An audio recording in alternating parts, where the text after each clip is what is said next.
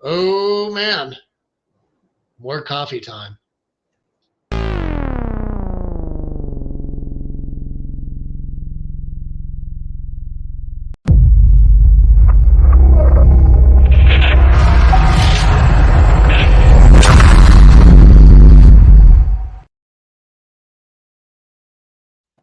This is COFOH Live Undead.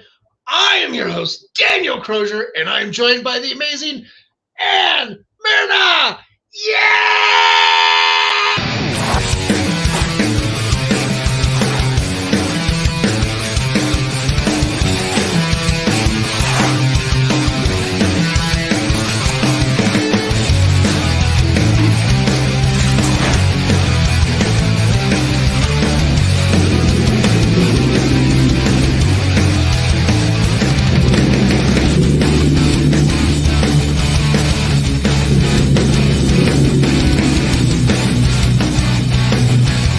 You write something on my face?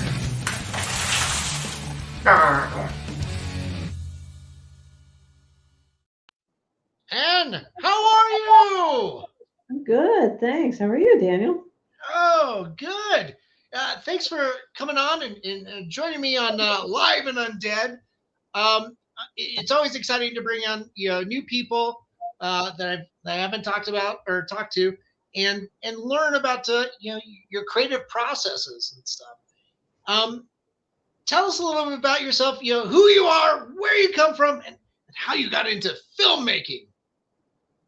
All right. So I got into performing arts, let's say, in high school. They had theater. We did one play a year, a musical, and I always did that. And I sang in the chorus and stuff like that. And then I went to college and got a degree and started working in information technology and basically forgot about the performing arts for a very long time. Had kids, just every life was busy. So I didn't really have a hobby. And then my friends started making bucket lists and we were going on like these fantastic vacations. And that wasn't really something I wanted to do. But I thought, I guess when you get to a certain age, you should have a bucket list. So my bucket list started off with I wanted to be on the TV show Chicago PD. I live in the Chicago area and they do the filming in Chicago for all of those Chicago-based Dick Wolf shows. And so I started learning about background acting and figured out who did the casting and got my feet wet there, learning a lot of the terminology on set. Progressed from that to taking acting classes, getting a couple of talent agents, and booking student films and independent films. And I really like the independent films because the people who work on them have so much passion for the project. They're not just there because they have to be there, it's their job, collecting a paycheck. They're there because they really want to make something special and they believe in the project. Yeah. So that's kind of my favorite area to work in. And started doing a lot of work on horror films with a group called Acrostar Films. And they asked me if, I asked if I could help more. And they said, well, how about being a producer? So I Googled that and figured out what a producer did and have been working now both as a producer, sometimes first AD as well, and then also as an actor. Wow, that's amazing. So you had your career and you raised a family, and then you got into filmmaking. That's so cool. Yeah, I really enjoy it, and it's the kind of thing that I can do. I don't feel like I have to take certain jobs. I look at the script. I do some research on the group that's putting the film together, and kind of decide whether I'd be interested in it or not. I'm always a big believer in having a really well-written script. Yeah. Because if you don't start with that foundation, nobody's going to be that interested in the film. I mean, maybe they're interested just from a perspective like for horror films, that there's a lot of gore in there, yeah. Or there are sexy women in it or whatever. But to me, to be involved, I need to have a really good story there as well. Right. With with independent films and horror films in particular, you discussed about you mentioned how passionate people are working on those. have you been able to interact with the fans, at screenings or anything like that, and see how enthusiastic they are? Yes. So with my work as a producer, one of the things that I've done is run our crowdfunding campaigns. So we do Cool. rely on crowdfunding to put these films together. And the people who participate in those programs, you actually get to know them after a while. Not like as a personal friend, but you become friends with them on Facebook, like do the friend thing, and then you kind of see what's going on in their life, and so you can kind of comment on what's going on. And we've had people that we were friends with for a long time on Facebook, and then all of a sudden, when we needed background extras, realized that those people actually lived very near where we were filming.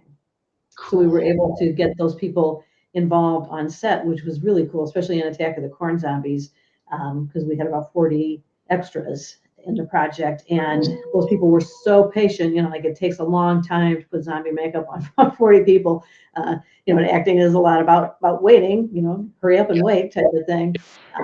But they were awesome. And then when you get to see them see it, that's very rewarding as well. So we usually do an online premiere of every film so that we don't have to physically be together. So we'll just do it over Zoom, basically. A lot of times have a podcaster host it for us. And my favorite part, because sometimes I've seen the entire movie before the actual online premiere, my favorite part is to watch the people watch the movie, both the cast who are in it and also any extras or, people with smaller roles. Oh my gosh, that sounds like so much fun. Involving so many of these people that contribute to your crowdfunding campaigns into the films. Participating in that whole creative process. That's got to be so rewarding for everybody. Yeah, people really like it. And I mean, even if people are not near where we film, which is usually in central Illinois, we try to find and create perks where even people at a distance can participate. Like say someone who lives in Canada can participate. We've had people from France and from England participate. With things like your photo in the film or maybe a voice over role, because that can just be recorded on the phone and then you email us the file and we do the editing and there you are, part of the movie. Nice. With Attack of the Corn Zombies, you have Lynn Lowry is in there, and you're working with her again on a new project. Can you tell us a little bit about that? Yeah, so the next project is called Sorority Babes. At least that's the next one to film. And we have some that are in post-production that have not yet been released. But Sorority Babes will film in January 2024 and features Lynn Lowry, an iconic horror actress who's just a lovely, lovely person to work with. We worked with, she had a small role in Attack of the Corn Zombies. I was her scene partner for that. And she's just a pleasure to be around. And actually, the idea for Sorority Babes kind of hatched when Lynn and I were in the car going from her hotel to set. I would pick her up and bring her over to set. And we were talking about the kinds of roles that we always like to play.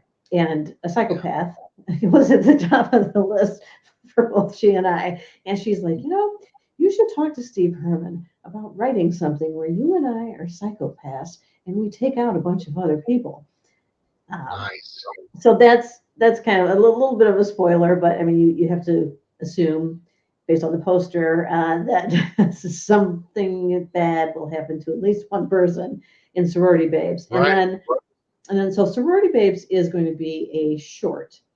A lot of times before you make a feature film, you will make a teaser. So you film a couple of the scenes and you lash those together and say, oh, look, here's what we're going to do.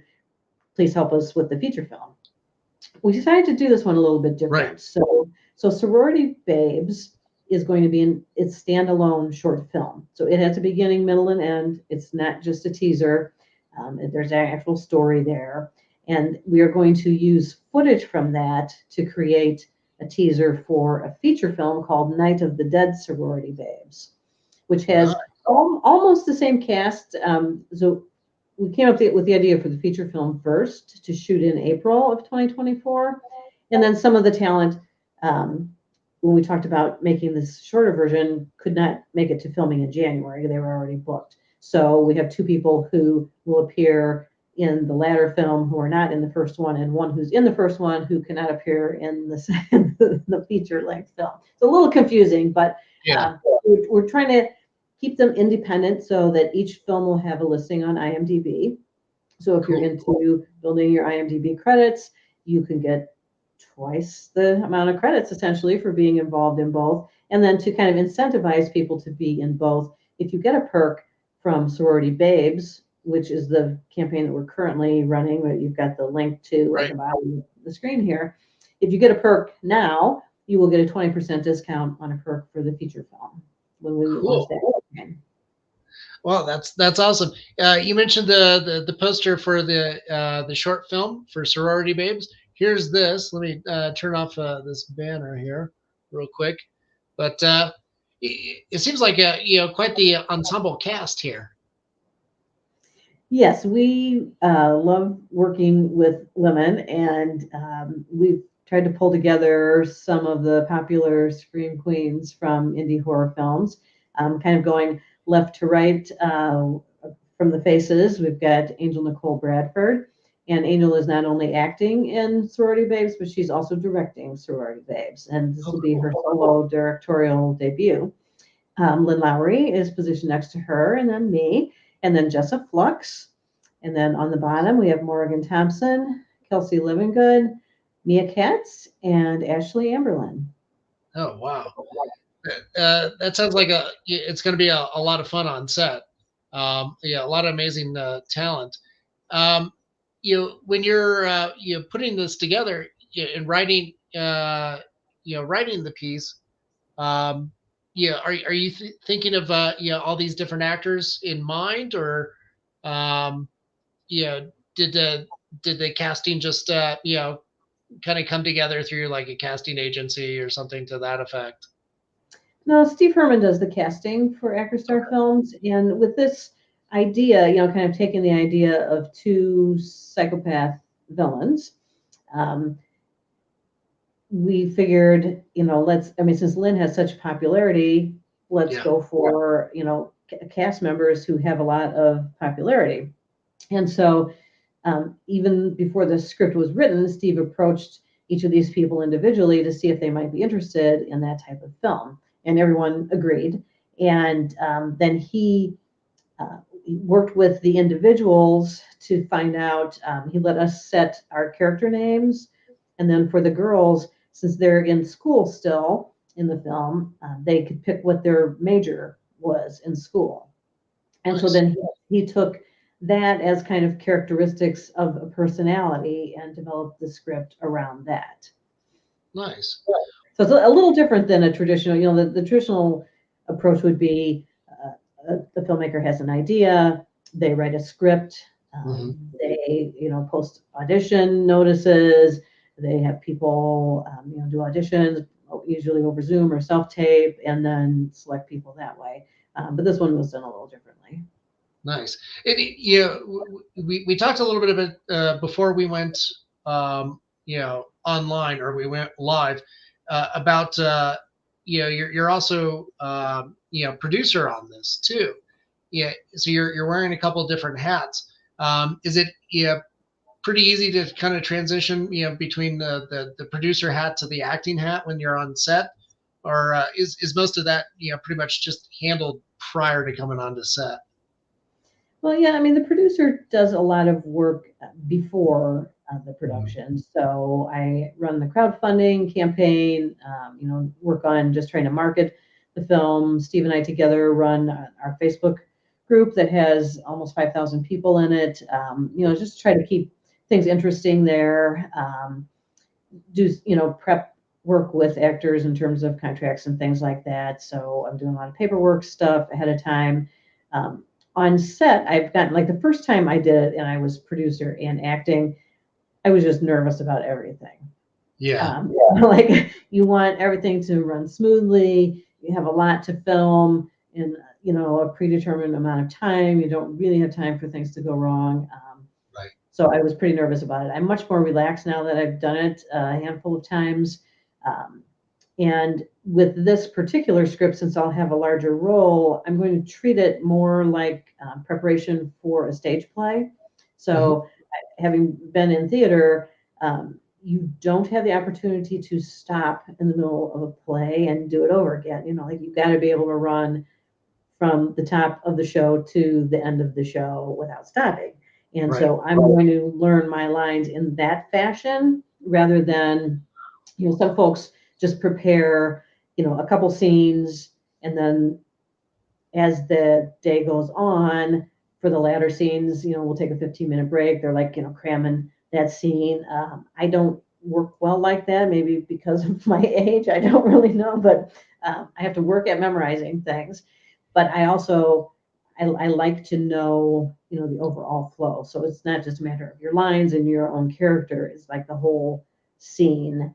So I'm going to treat it more like a stage play in terms of preparation. And then I'll have somebody on set. Sarah Dolan is our production assistant, and she'll be first AD on set.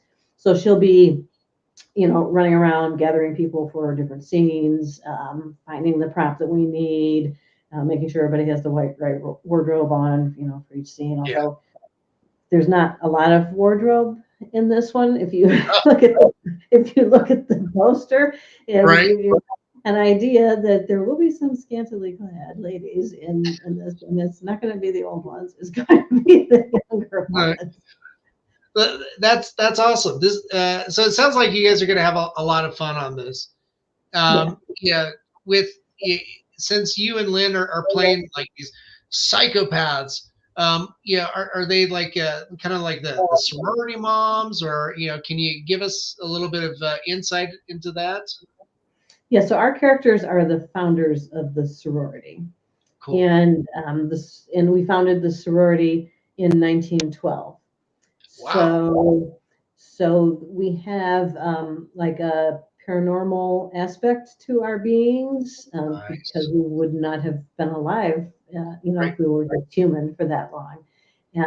And we're recruiting these women for a nefarious purpose. We don't really want them to be in the sorority. We just kind of want them. And I'll just leave it at that. And it's a horror film, so the gore that is planned is over the top.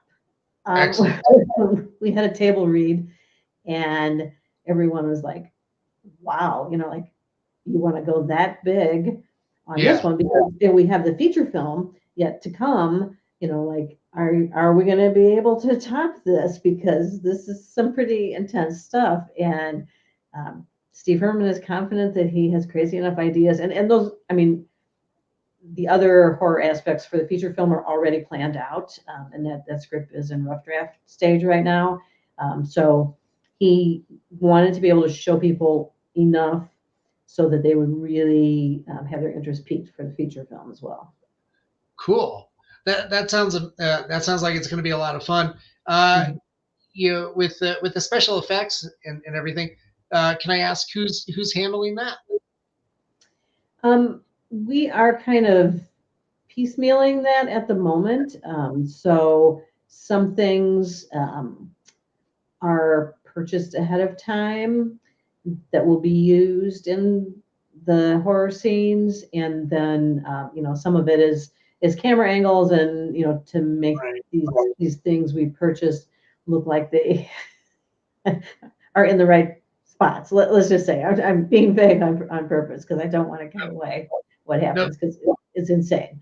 We even had like the composer read the script before he agreed to come on, and his first comment was, "The script is insane," which is a good thing for a horror film. Yeah. No, that sounds absolutely wonderful. It sounds like you're getting amazing response, and this thing is gelling together. You guys are running a not a Kickstarter, Indiegogo. The link is scrolling right below us on the ticker there, and for everybody that's watching too, after the broadcast, make sure to go to the Indiegogo and support this independent film. But the link is there on the comments page. Ann, can you talk to us a little bit about like some of the incentives, some of the stuff that you suggested before we went live? Just sounds absolutely amazing. Sure. I'm actually going to, in case my lighting changes a little bit, kind of go through the list here. We like to be able to involve our fans in the films, should they so choose. So one of the things that I want to sell out of is called Your Face in the Yearbook. So the film is going to open with Lynn Lowry and I paging through a book. I'm going to have an actual little book created. And, we're basically hunting for pledges for our sorority, but those aren't going to be the only pictures in the yearbook. It'll have our cast members, and they'll also be intermixed with other folks who would like to participate with this perk. So you can send me a picture of yourself, and I'll incorporate it in the printing of the book. We'll label it with your name so that you'll easily be recognized. Plus, it's not going to be like a real yearbook where there's like 75 pictures on one page. There will be six. There will be 6 pictures per page. So, I mean, you will definitely be seen. And if you send a picture from your school days, let's say that looks like you're under 30 years old, we'll consider you a student. If you send a current picture and you're over 30, then we're going to label you as a staff person, professor of philosophy or whatever kind of comes to mind when I see the picture, or if the person submitting has an idea of what they want to be called. If they want to be in charge of the janitorial services, they can be. Right. So we're going to put together that little yearbook, so that's kind of fun. And then we have all kinds of IMDb credits from thanks all the way up to executive producer. We've got a digital signed poster, so we'll send you high-res JPEG file that you can have printed out, whatever size you want. Or we're actually printing and signing in person a batch of only 25 movie posters. They're going to be 11 by 17, and then mailing those out to people. So we will sign those on set when we film in January. We're going to have a Polaroid camera with us, so we're going to be taking some Polaroids. And if you want one of those, you pick basically which cast member you want a Polaroid of. They'll sign it, and then they'll also give it a lipstick kiss. So sealed with a kiss. Well, that's sweet. Yeah. We've got a custom printed postcard. The picture on it will be similar to the movie poster without all the fine print, and the back will be blank, and we'll write a note to you personally, and all the cast will sign it.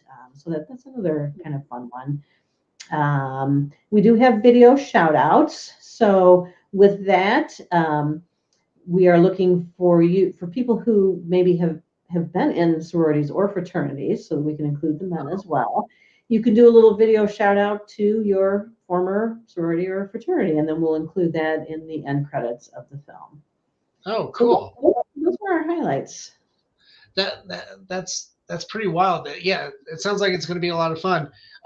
We've got William Scott just posted. Sounds pretty crazy and cool. So we're going to have a good time. Good. Yeah. In doing this in January, especially in Illinois, man, it's kind of chilly up there. Yeah, well, we found an excellent shooting location. So the scenes will take place all indoors, except for like a very entry scene. A fantastic Airbnb that has an indoor hot tub. Oh, so we're gonna have some people in the hot tub. And then bedroom. There's talk of a pillow fight. Who knows what will happen during that? This sounds like so fun. It kind of feels like that flavor of like the late 70s, early 80s, type horror films where you had a lot of scantily clad, ladies run around and unfortunately bad things happened. Mm-hmm, mm-hmm. Yeah, and I mean, we talked about sticking it in the 80s time period, but it adds a cost in terms of hair and makeup and wardrobe. True.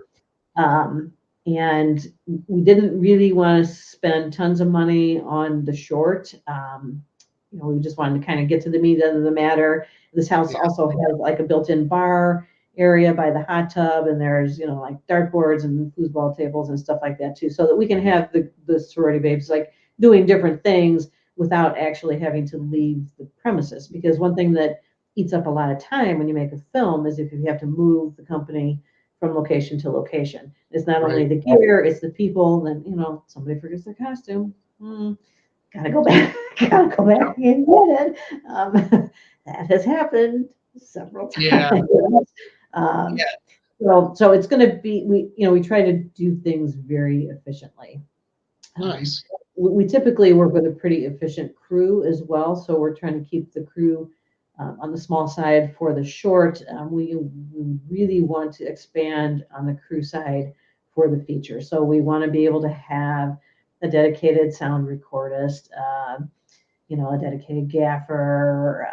Cool. A lot of times those of us behind the scenes, we wear multiple hats when we're on set, and we can do that pretty efficiently and save a lot of money, but we really want a lot of high quality on the feature film. So that's why we're going to be asking, to do both projects, we're looking at a $30,000 budget, which is going to be our biggest project to date.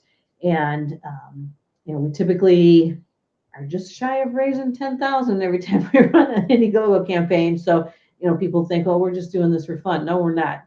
We really want to make a high quality film here. We want to get great distribution for it. All of that takes money, and that's why we're asking for help from the community. Wow, this sounds absolutely amazing, and what a wonderful endeavor too. So for everybody that's watching out there, make sure you go and support Sorority Babes. And you've mentioned before we went live that Attack of the Corn Zombies, that's going to be coming out pretty soon for digital. Is there any dates for that?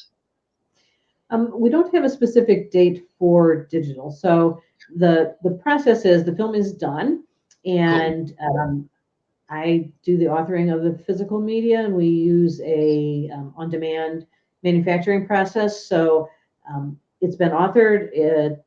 My DVD and Blu-ray are on the way to my house, and I will put them. I'm kind of anal retentive, so I will put them in the players and make sure that the menus actually work okay. They work fine in the simulator on my computer, but I want to put it in the actual device and make sure that everything's working okay. And then we will initiate the shipping to everyone who purchased physical media through the Indiegogo campaign. So we do pre-sales on physical media typically. And then at that same time, we're going to submit to Amazon Prime Video, and also we use Film Hub to submit to get to streaming platforms. So you can't submit directly to Tubi, which is one of our favorites. You have to go through a distributor in order to do that, and we've been using Film Hub for that. And so, we do that submission to them. They get around to it when they get around to it. There are no dates promised. You can try to ask them. They don't have an answer, because then it's up to each. They take your film, they present it to the different streaming platforms, and it's up to those platforms to decide when they want to take it, if they want to take it at all. So another one of our films, Desperate Souls, we had been told several months ago that Tubi accepted it, and it is not yet on the platform. We check every week. So we got a little frustrated with that. So we went ahead and we put it up on the Acrostar YouTube channel. Okay. Maybe we'll take it down after a while if it does come up on Tubi, but we can't. We want people to see the work that we've created.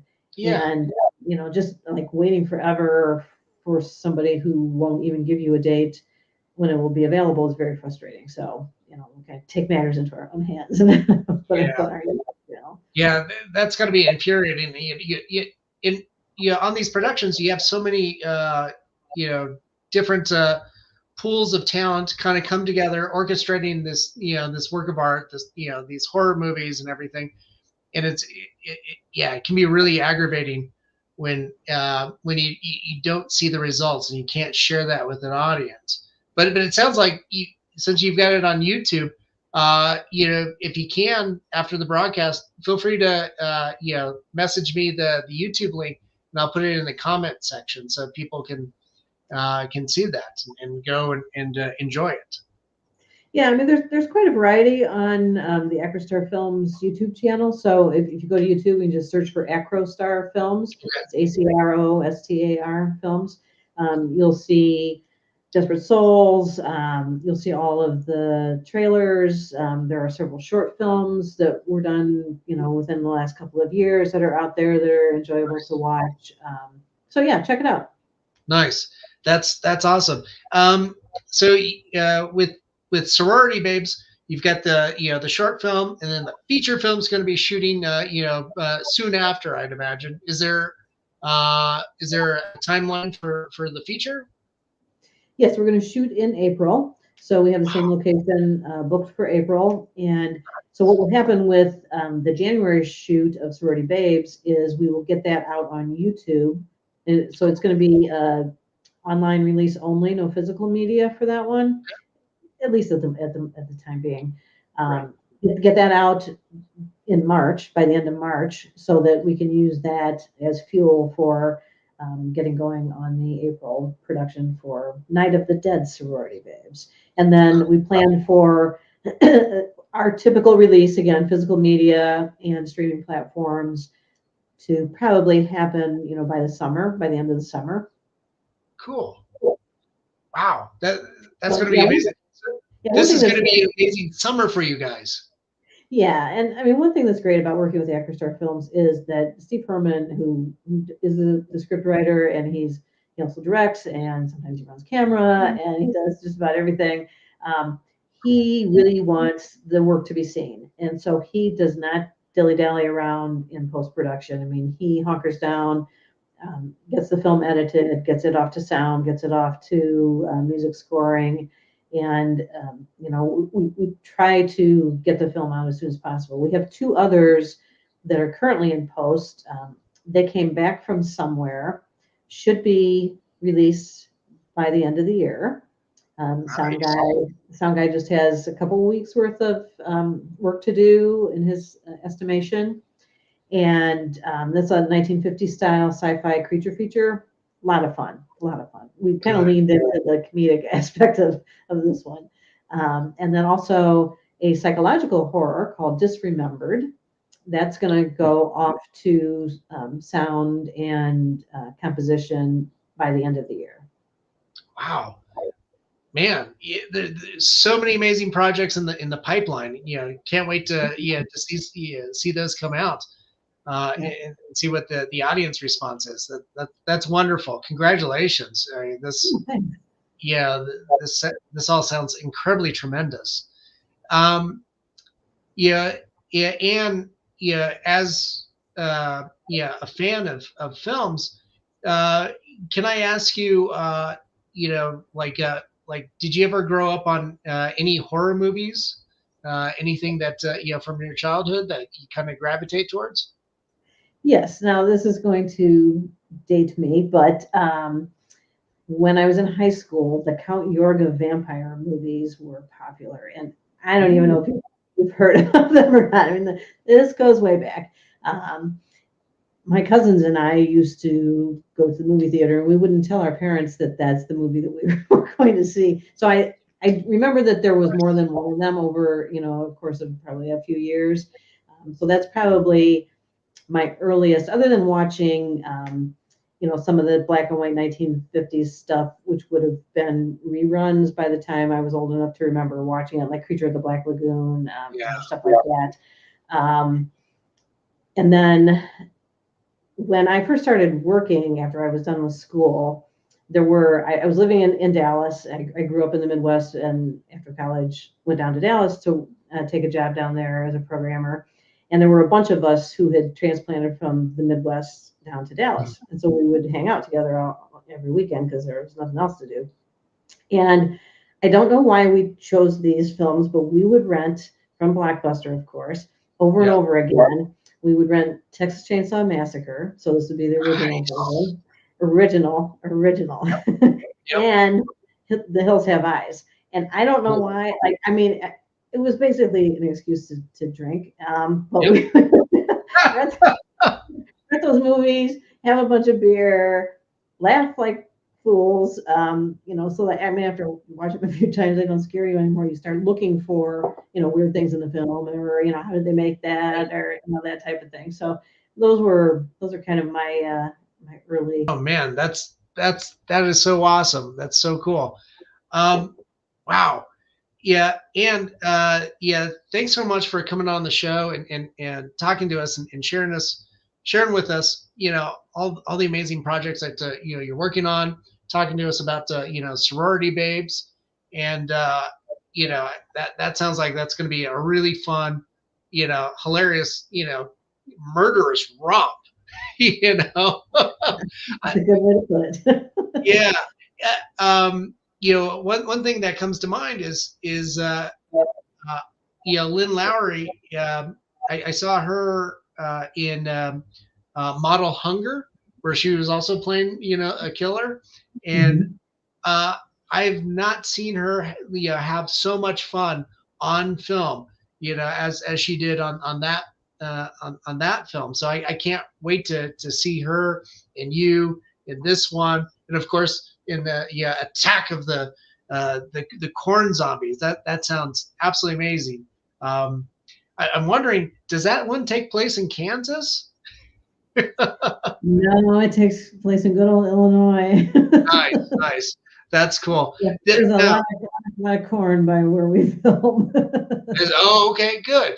Wow. So that again was an inspiration from a cast member. So we were filming It Came Back From Somewhere, which was our first 1950s sci-fi creature feature. And the property that we were at was surrounded by cornfields, and they have a fire pit. And late at night, the younger ones were hanging around the fire pit, and there probably was some alcohol involved, because I was getting ready to go to bed. And so they were running around in the cornfields and said, "Oh, zombies, like, wouldn't it be fun to do a zombie movie?" And Steve Herman was like, "That's on my bucket list to do a zombie movie. Like, the timing's got to be right and everything." So, yeah, he went with it and came up with Attack of the Corn Zombies.